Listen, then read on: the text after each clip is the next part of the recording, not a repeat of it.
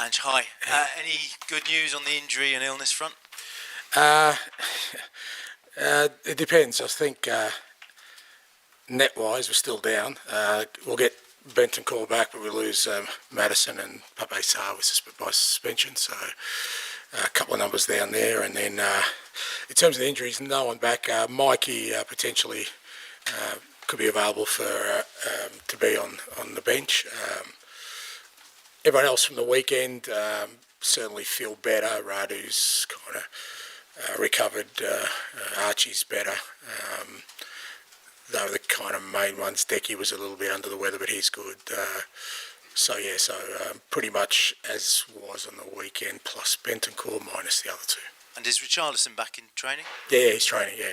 How close is he? Yeah, we're hoping, well, the whole plan with him was to get, obviously, with what's happened to him this year, to get 2 solid full weeks of training. So that's his second week will be next week, and get through that, it'll be fine. Son has extended his stay for an extra season. How pleased are you with that? What does he bring to you and this club? Yeah, brilliant. He's already had an outstanding career at this football club. He's been he's played a big role in sort of the last 10 years of made an impact at the club, made an impact in the Premier League. Great to extend his stay, and the kind of aim and the ambition is to make sure he finishes his tournament career with some silverware. And you've brought a player in this transfer window already in Kinski. Is he likely to feature tomorrow or too soon? We'll see. He obviously arrived. Lost track of days, but Sunday I think he's had a couple of days of training, and he's registered eligible to play. Still got to do a couple of final things with him, and then we'll see. Some tough decisions in terms of your goalkeeper going forward now? It's good to look. I mean, he's one that we had earmarked for end of season in the summer to bring in. We've tracked him all season. He's definitely someone who we're really excited about. But obviously, with our current goalkeeping situation, we explored the possibility of bringing him in January. It wasn't easy because he's doing very well for his club. His club's doing very well. They're in Europe. They're on top of the league. But the fact that the club worked really hard, Johan, and the club to get the deal done today, in this window, it's a huge benefit to us and adds some real quality to our goalkeeping. And you've been linked with Randall, Coley, Moani at PSG, but Richarlison, you say, is close. Yep. Do you still want to bring in a forward in this window? Look, we're still, I think, trying to help the squad and help the players. Obviously, like I said, we're still down significant numbers. Again, we'll have roughly 10 first-team players missing tomorrow. That isn't easing at the moment. There's still, like I said, we're getting one back. We lose a couple, so we still need to look to try and, see if we can help the playing group. And the club's working hard with that, with a number of areas. Thank you. Thanks, mate. Hi, Ange, how are you? Good, mate. The league form hasn't been spectacular, I think it's fair to say, of late. So the fact you've got a couple of cup games coming up, is that a good kind of respite from what's been going on in the Premier League? Yeah, no, look, our league results have been poor, so there's no hiding from that. Like I said, this is a separate competition tomorrow night. We've done well to get to the semi-final stage. We've beaten some pretty, both matches the clubs to do that. Hasn't been an easy road to get to the semi-finals. We've got obviously, an opponent who's, been the standout team so far this year in all competitions. So a great test for us, but it's a semi-final, first leg of a semi-final of a cup, and should be exciting. Looking forward to it.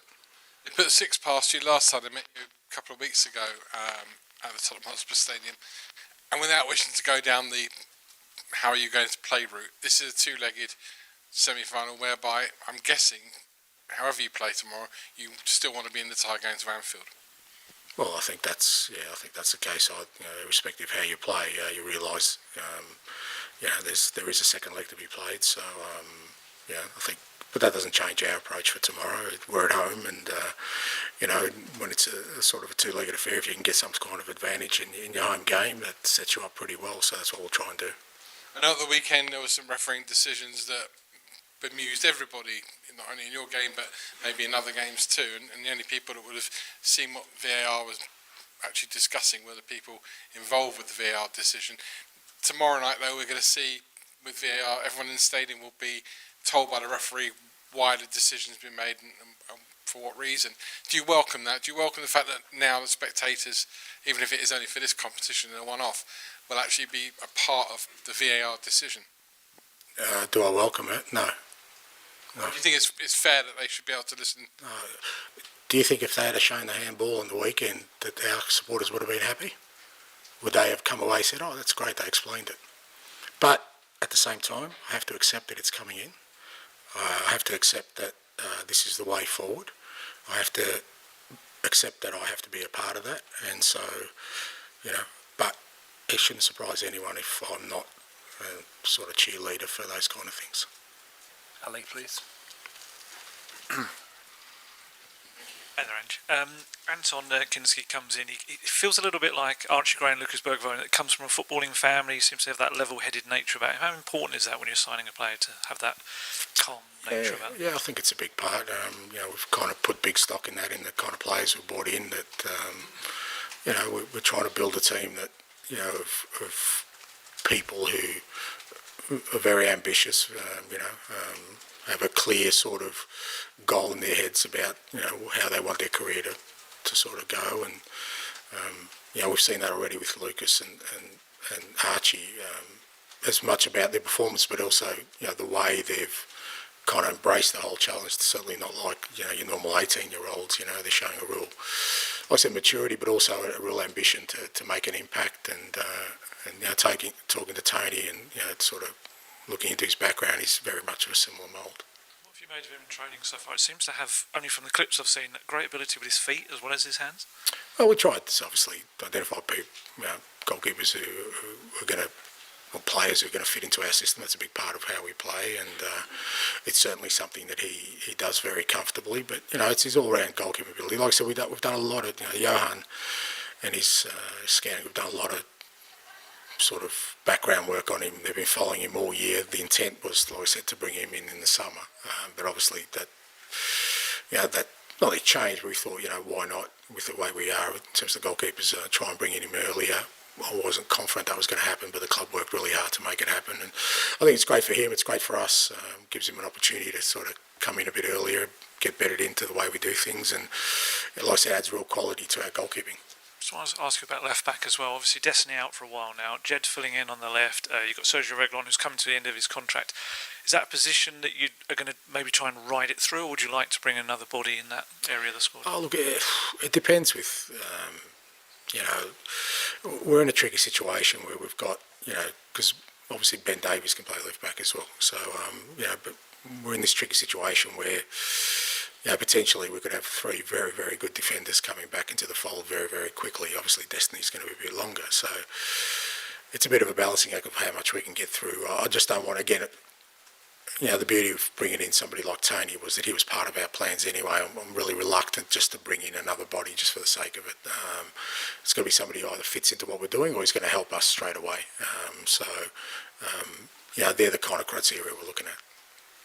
It's safe to say you've probably had this busy period and a lot of injuries and you've had to get through it. I think that's sort of what you were saying in the last few weeks, but do you think there's been a bit more of a reset now and giving you a bit of a chance to look at maybe those kind of signings, who's coming back, when they're coming back, and maybe have a bit of a picture about what the rest of the season will look like? Look, I think sort of, I kind of knew it would be a tough couple of months for us, but part of you is always optimistic that we won't have to sort of deal with what we had to deal with for as long as we've had to deal with it. So again, optimistically, I think we'll get through this, and I think we'll get through it hopefully pretty quickly. We're getting to the tail end, which just gives you a chance to say, okay, what's the second half of the season going to look like for us? But at the same time, I can't lose sight of the fact that what's important for us right now is that we deal with what's in front of us. We've got a big game tomorrow night, obviously FA Cup. Our league form's nowhere near good enough. We've got to address that. So we can't just wait for it to all happen. So the planning is going on in the background for sure. But my immediate task is to make sure we kind of make an impact in what we can right now. And what did you make of the game at the weekend, the Manchester United-Liverpool game? Liverpool have obviously been the standard setters this season, but maybe they looked a bit vulnerable. Do you think it's a nice time to play them? I don't know if it's a nice time to play them. I thought it was a good game, and I thought, Manchester United really sort of lifted their intensity levels and, yeah, causing problems. But at the same time, Liverpool still, you can still see the quality they possess. They still created opportunities. They're always a threat. They're like I said, they're a top side. They're really settled. I think they've just got just about everyone fit and healthy. They can rotate players, so they're in a good moment, and it's going to be a great challenge for us. Just the last one, you got a goalkeeping decision to make maybe now after bringing one in. How are you going to sort of look at that decision coming into tomorrow, keeping Austin or bringing in Tony? Yeah, we'll just assess on sort of, how Tony settled in. And like I said, Brandon did really well for us, which is great. And then I'll just make a decision. I mean, we've still got a couple of European games again where Tony's not going to be involved. So, it's not like we understand that Brandon and Fraser's back training today, that they're still very important to what we're doing.